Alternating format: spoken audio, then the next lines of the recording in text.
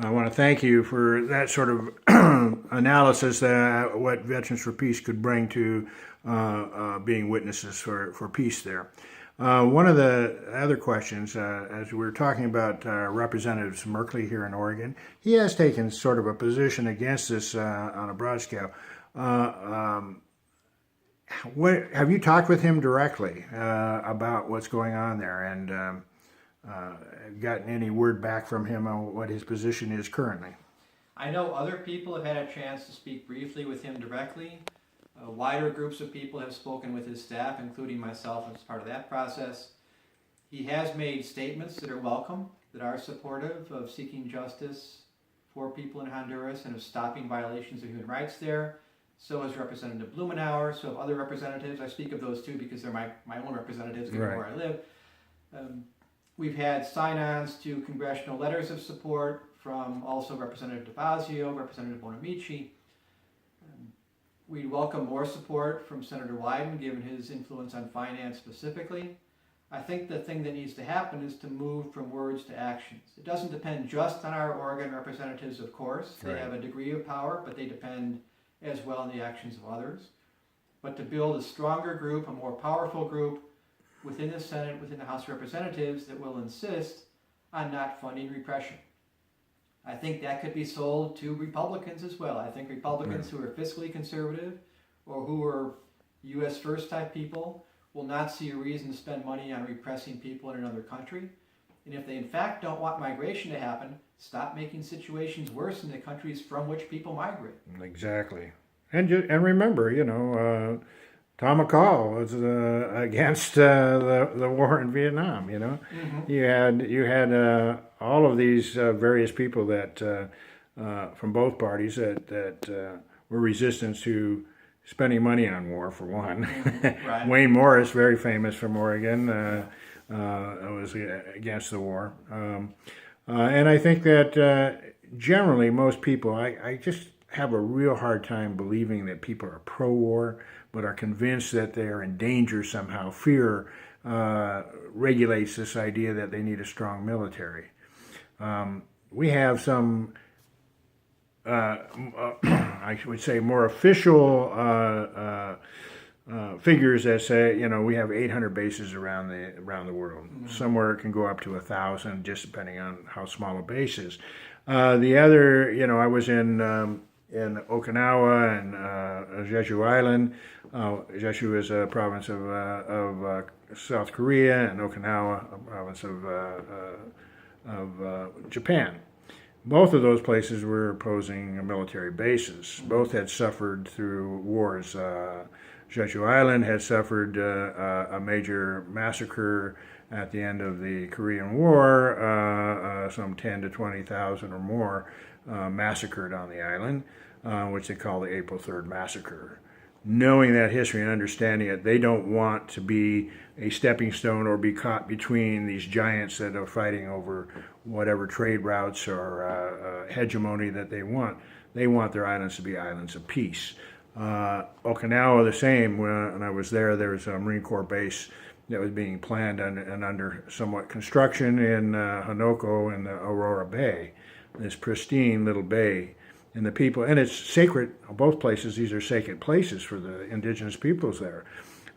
So one of the things that they were daily, for almost 8 years in both countries, daily standing in front of these bases opposing trucks and construction things. In Okinawa, the governor actually sued, took away their licenses to do construction, and the Japanese government gave it back. Then there have been a countersuit back and forth. Right now, they have stopped the construction, but it is already going through another phase of trying to do that. And this is to construct a Marine Corps air base. There's like 30 bases already in Okinawa, and people there are saying no bases. They want bases gone, at least any new bases from being started, because they've declared their island an island of peace. They suffered through the Battle of Okinawa during World War II. And that history has been carried down from family to family, and people that have lived through it. I've met witnesses who lived through that. And so I'm wondering is that Honduras is that we have our military base of command there in Honduras. Has there been opposition to the American bases, or is that just one too many things for them to handle? There's certainly opposition to it. It's long-standing, and people who are closer in age to the two of us remember the 80s and the whole era of the wars in Central America. Younger people see the exploitation that goes on, the lack of opportunity that they have. So there is opposition to the U.S. intervention. Military, I should also add, it's not just military, it's also the Drug Enforcement Administration, the DEA, implicated in killing civilians in Honduras. And their presence appears to be outside the control of even the State Department.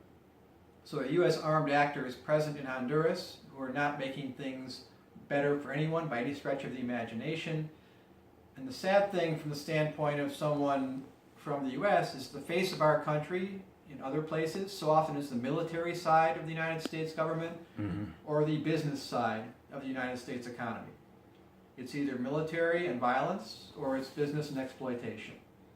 And I don't believe, and I don't think most people believe, that that is the heart of the people who live in this country.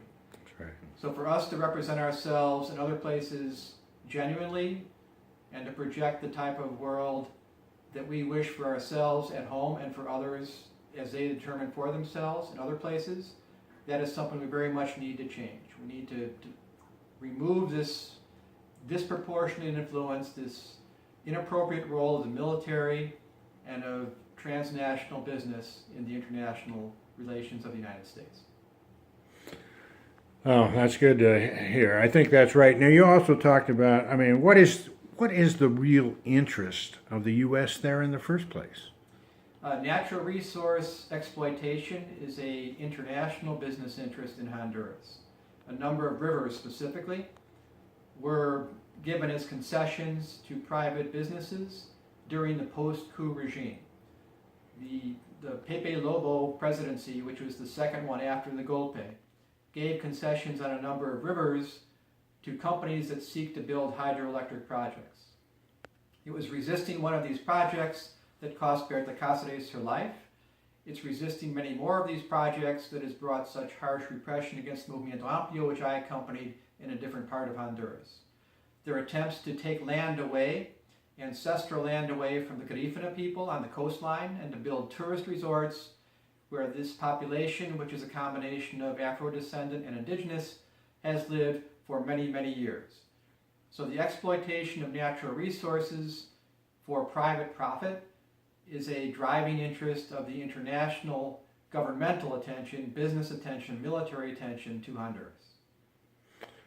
That always seems to be something that is about money, corruption, but also there's sort of the hegemony of the U.S. For the whole Latin American sphere, isn't it? Right, that's been a historical policy of the U.S. over nearly the existence of the country and continues to this day, obviously. In the way of looking at other nations as a sphere of influence, and not respecting sovereignty, not allowing other people to have the same degree of autonomy as we would like ourselves. As I remember many years ago reading United Fruit and the history of a lot of countries, but specifically the Honduras, and the banana trades. And I always think of I'm trying to think of his name. Sings Dale, D-A-A-O. Daylight come and me want to go home. Oh, the song? Yeah. Yeah. I sang of that song, but that's really about the banana trades. And, it's just a bit of thinking about this was all started in just these sort of plantation ideas in the early days of these corporations that were huge and actually dictated to our government and military, where they wanted to be, here in Hawaii, wherever it was. And we're still feeling the effects of those years. When are we ever going to seek to break that chain of command, in a sense, from corporate power? The legacy is still visible in Honduras. There was something called the Taylor Railroad Company, which transported bananas to the port for exportation to the U.S. There's still vestiges of that. There's still banana business. The Chiquita being the brand, it's now owned by a Brazilian company actually, but it's still the same business. I one time, traveling to Honduras, looked for a place to stay and found something online. It turned out to be in what's called the Zona Americana in the town of La Lima, which was the heart of this banana operation, essentially a colony in its day for the U.S. employees of this company. It had a little golf course, it had nice houses, it was a gated community, still is a gated community, it's no longer part of the company, no longer a company facility, but it was a very clear evidence of this caste system that was in place as part of this international business model. And that caste system is still in place in a different, less visible way nowadays. In the wages people are paid and the benefits people have, you probably earn in a week in Honduras, maybe what you might earn in a day in the U.S. for your labor, for instance, doing the same work. So the disequality, the inequality globally is a key picture in the lack of future that people see where they are, that drives them to migrate, and it's also a key part of what needs to change to have a better world going forward. Yeah, so, I mean, it's so insidious that this has been going on for so long, and now, when there's really were chances of an election, democratic election, to make real change, even if it's just barely a difference, it would have made a big difference for the people, average working class people in the country, that it was, again, stolen from them, the rug pulled out from under them. Is there a chance of this being actually turned around? There are discussions about doing some form of mediation between different political groups. Whether that has any prospect of success is questionable, of course. The incumbent president holds power, holds all the cards. Why he would want to have any sort of agreement is not obvious. The opposition, even if they had the presidency, still would not have control of the Congress. Their power would be limited. Even if they had the Congress, there's still ingrained corruption in political structures. A large part of the conglomeration of social movements in Honduras does not necessarily believe that electoral politics is going to get them where they need to go, much as that's true in the U.S. Right. It's part of the overall picture, but that's not the salvation in anybody's eyes. However, having a dictatorship is clearly an incredible impediment to making progress. So I think what it's really about is more about ending dictatorship than about any one election or any one electoral process. Well, that makes sense. In that process, I'm thinking, could these people survive if it wasn't for the support of the United States? If they did not have support of the U.S. government, they would not survive in power. They would not be able to maintain themselves in power. How much that support needs to be reduced in conjunction with other factors for them not to be able to sustain dictatorship is unclear. But if all the support was pulled away tomorrow, they'd be out of power tomorrow too. That's a good way to leave this, I think. That's important for people here to understand. That's why we have to do the work with our own representatives if we're going to make real change for people elsewhere. Yes. To stop oppressing other people. Thanks, John, for coming and being able to do this for me. Thanks, Dan. You bet.